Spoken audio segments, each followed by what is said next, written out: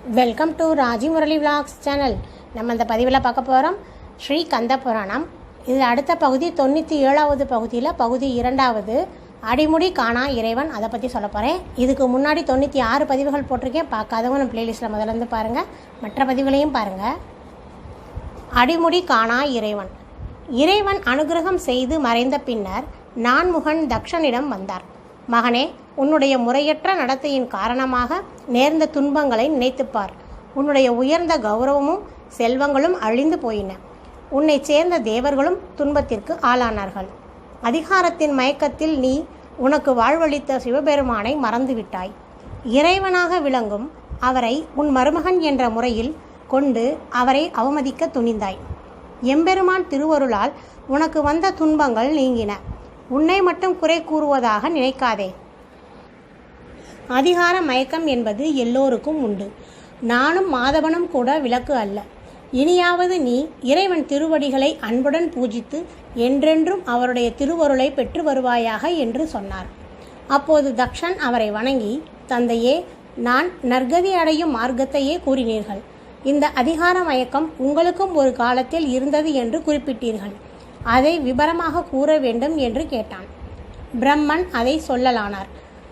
1000 சதுர்யுகங்கள் சென்றால் பிரம்மனுக்கு அது ஒரு பகல் காலமாகும். பகல் பொழுது முடிந்ததும் பிரம்மன் துயில் கொள்வார். இரவு பொழுது அவ்வாறே 1000 சதுர்யுகங்கள் செல்ல வேண்டும்.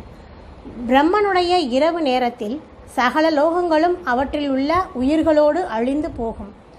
தேவர்களும் அழிவை அடைவார்கள். சூரிய சந்திரர், மற்ற கிரகங்கள், நட்சத்திர கூட்டங்கள் எல்லாமே அழிந்து போகும். விண்ணுலகத்தில் உள்ள முனிவர்கள் ஜனலோகத்தை அடைவார்கள். கடல்கள் பொங்கி எழுந்து உலகங்களையும் மூழ்கடிக்கும். காஞ்சி முதலான இறைவன் திருவருளுக்கு பூரணமாக பாத்திரமான ஒரு சில ஸ்தலங்களே அழியாதிருக்கும். மாதவன் ஈசனை தியானித்தபடி ஓர் ஆளிலை மேல் பள்ளி கொள்வார். ஜனலோகத்தில் உள்ள முனிவர்கள் அவரை போற்றி புகழ்வார்கள். இந்த வகையில் ஒரு சமயம் விஷ்ணு அவருடைய இரவு காலத்தில் உறக்கம் கொண்டிருந்தார். இரவு காலம் முடிவடையும் தருவாயில் இருந்தது. ஜனலோகத்தில் உள்ள முனிவர்கள் போற்றி துதித்ததை கேட்டு விஷ்ணு எழுந்தார். கண் விழித்ததும் அவர் பூலோகத்தை தேடினார். பூ உலகம் பிரளய வெள்ளத்தினால் பாதாளத்தில் ஆழ்த்தப்பட்டிருந்ததை அறிந்த அவன் பன்றியின் ரூபம் கொண்டு நீரில் மூழ்கி பாதாளத்தை அடைந்தார். அங்கே இருந்த பூமியை தம்முடைய கோர பற்களிலே தாங்கி நீரிலிருந்து வெளிப்பட்டு முன்போல் நிலை பெறச் செய்தார். என்னுடைய உறக்கம் கலைந்தது. பகல் காலம் தொடங்கிவிடவே முன்போல படைத்தலை மேற்கொண்டேன்.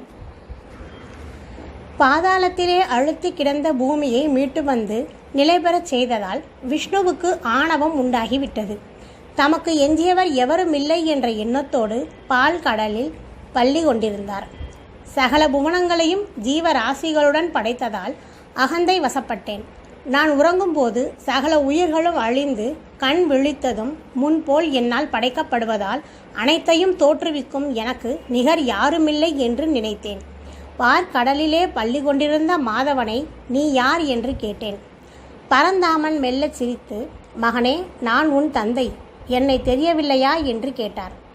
நான் கலகலவென்று நகைத்து, தூக்க கலக்கத்திலே என்ன உளறுகிறாய்? சகல புவனங்களையும் படைக்கும் என்னை நீ எவ்வாறு மகன் என அழைப்பாய்? என் புத்திரன் பிருகுவின் சாபத்தினால் பூ உலகிலே 10 பிறவிகள் எடுத்தாயே. அதற்கான உடல்களை நானன்றோ படைத்து கொடுத்தேன். நானே பரம்பொருள் என்றேன். மாதவன் சினந்து, நீ என்றோ உளறுகிறாய்? சகல ஜீவராசிகளையும் படைப்பதால் நீ எவ்வாறு பரம்பொருளாகிவிட முடியும்? ஈசனை பழித்து பேசிய போது உன் உச்சித்தலையை நகத்தால் கிள்ளி எறிந்தாரே, அந்த தலையை உன்னால் படைக்க முடிந்ததா? என் நாபியிலிருந்து உண்டான நீ எனக்கு மகனன்றி வேறு என்ன உறவு கொள்ள முடியும்? மாயையில் சிக்குண்டிருப்பதால் உண்மை நிலை தெரியாது பேசுகிறாய். சகலமும் நானே என்பதை தெரிந்து கொள் என்றார்.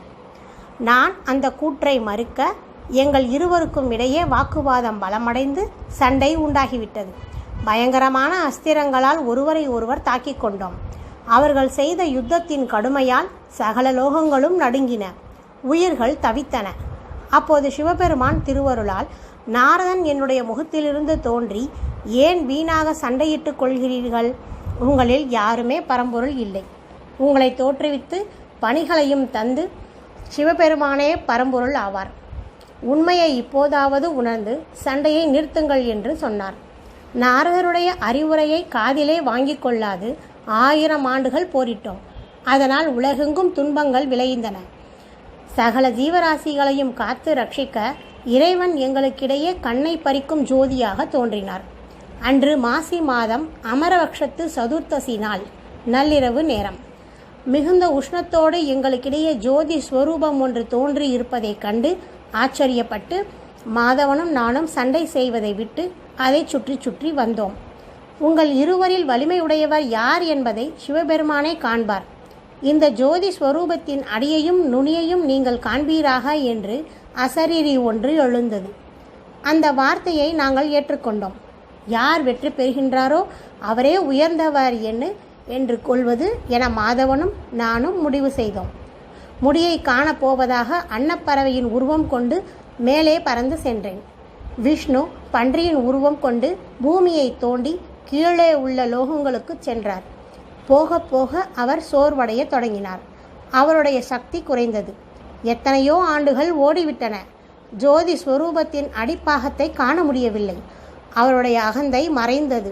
தாமே அனைவருக்கும் மேலானவர் என்ற எண்ணத்தை கைவிட்டார். மேலே திரும்பி வருவதற்கு போதிய சக்தி இல்லை. சிவபெருமானை குறித்து துதித்தார். பிரபோ, நான் அறிவு பெற்றுவிட்டேன். தாங்களே பரம்பொருள் என்பது எனக்கு விளங்கிவிட்டது. அடியேன் செய்த பிழையை பொறுத்தருள வேண்டும் என்று பிரார்த்தித்தார். இறைவன் திருவருளால் அவருக்கு சக்தி உண்டாயிற்று. பாதாள லோகங்களிலிருந்து வெளிப்பட்டு ஜோதி ஸ்வரூபத்தை வணங்கினார். முடியை காணச் சென்ற நான் 1000 ஆண்டுகள் பறந்து சென்றும் திருமுடியை அடையவில்லை. சோர்வுற்று தவித்தேன். கண்கள் சுழன்றன. மேலும் சிறிது தூரம் பறந்தால் மயங்கி விழுந்துவிடக்கூடிய நிலை வந்துவிட்டது. அப்போது சித்தர்கள் சிலர் அங்கே தோன்றி அவர் முயற்சியை ஏளனம் செய்தார்கள். அடியை காணச் சென்ற மாதவன் முடியாது திரும்பி இறைவனை வணங்கி நிற்கையில் அன்னப்பறவை தன் முயற்சியால் வெற்றி பெற முடியாது என பேசிக் கொண்டனர். இன்னும் எத்தனை 1000 அண்டங்கள் பறக்க வேண்டியிருக்குமோ என்றும் சொல்லிக் கொண்டனர். அந்த வார்த்தைகளை கேட்டு நான் மெய்யறிவு பெற்றேன். தம்முடைய முயற்சியை கைவிட்டு திரும்பி மாதவன் இருக்குமிடம் வந்து நாம் இருவரும் அறியாமையால் நாமே பரம்பொருள் என வாதிட்டு சண்டையிட்டு கொண்டோம். நமக்கு மேலாக சிவபெருமான் ஒருவர் இருக்கிறார் என்பதை இப்போது அறிந்துவிட்டோம். நம்மிடையே உள்ள விரோதத்தை கைவிட்டு அவரை துதிப்போம் என்றேன். மாதவன் அதற்கு இணங்கவே இருவரும் முறைப்படி சிவலிங்கத்தை பிரதிஷ்டை செய்து பக்தியுடன் வழிபட்டோம். ஈசன் அவர்களுக்கு தரிசனம் தந்தார். இருவருடைய உள்ளமும் பக்தியால் நிறைந்து வழிய எம்பெருமானுடைய திருவடிகளை வணங்கி, பிரபோ, சர்வேஸ்வரா, அறியாமை காரணமாக நாங்கள் சண்டையிட்டு கொண்டோம். எங்கள் மீது கருணை கொண்டு எங்கள் மயக்கத்தை போக்கி அருள் செய்தீர்கள். தங்களை உணராது அதிகார மயக்கத்தால் நாங்கள் செய்த பிழைகளை பொறுத்தருள வேண்டும் என்று கோரினோம். எம்பெருமான் அவர்கள் குற்றங்களை மன்னித்து அருளிவிட்டு மறைந்தார்.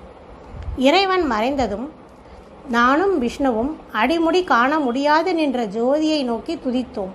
உயர்ந்து நின்ற அது சுருங்கி வந்து ஒரு மலையாகியது. லிங்க வடிவாகிய அந்த மலையை நாங்கள் இருவரும் வலம் வந்து வணங்கி துதித்தோம். பிரம்மன் இவ்வாறு எடுத்து கூறி, தக்ஷா, நாங்கள் இருவரும் தேடிய அந்த மலை அருணாச்சலம் என்ற திருப்பெயரோடு விளங்கி வருகிறது. நாங்கள் இறைவனை வழிபட்டு அருள் பெற்ற தினம் சிவராத்திரி என்று அழைக்கப்படுகிறது. அந்நாளில் சிவபெருமானை ஆராதித்து வணங்குபவர்கள் இரு வினைகள் நீங்க பெற்றவர்கள் ஆவார்கள். அந்த பெருமானை நமக்கு தாயாகவும் தந்தையாகவும் குருவாகவும் தெய்வமாகவும் செல்வமாகவும் விளங்குகிறார். அவரிடம் என்றும் குறையாத பக்தி கொண்டு அவரை ஆராதித்து வருவாயானால் உனக்கு எந்த குறையும் நேரிடாது என்றார். அந்த அறிவுரைகளை கேட்ட தக்ஷன் அவரை வணங்கி விடைபெற்று காசி கஷேத்திரத்தை அடைந்தான். அங்கே கங்கை கரையிலே மணிக்கர்ணிகைக்கு அருகே சிவபெருமானுக்கு ஓர் ஆலயத்தை நிறுவி அதனுள் இறைவன் திருமேனியை பிரதிஷ்டை செய்து பக்தியுடன் வழிபட்டான். அவன் பூஜையில் மகிழ்ந்து ஈசன் அவனுக்கு காட்சி தந்து அருளினார். அவன் வேண்டியபடி அவன் செய்த குற்றங்களை மன்னித்து அவனை தம்முடைய பூத கணங்களுக்கு தலைவனாக்கி மறைந்தார். உள்ள தூய்மையுடன் தக்ஷன் தன் நகரம் திரும்பினான். இவ்வாறு தேவகுருவான பிரகஸ்பதி தக்ஷ பிரஜாபதியின் வரலாற்றை இந்திர குமாரனான ஜெயந்தனுக்கு எடுத்துச் சொன்னார். தேவர்களிடமும் இறைவனுக்குள்ள அன்பை எண்ணி எண்ணி மகிழ்ந்தான் ஜெயந்தன். ஓகே ஃப்ரெண்ட்ஸ், இந்த பதிவு பிடிச்சிருந்தால் லைக் பண்ணுங்கள், கமெண்ட் பண்ணுங்கள்.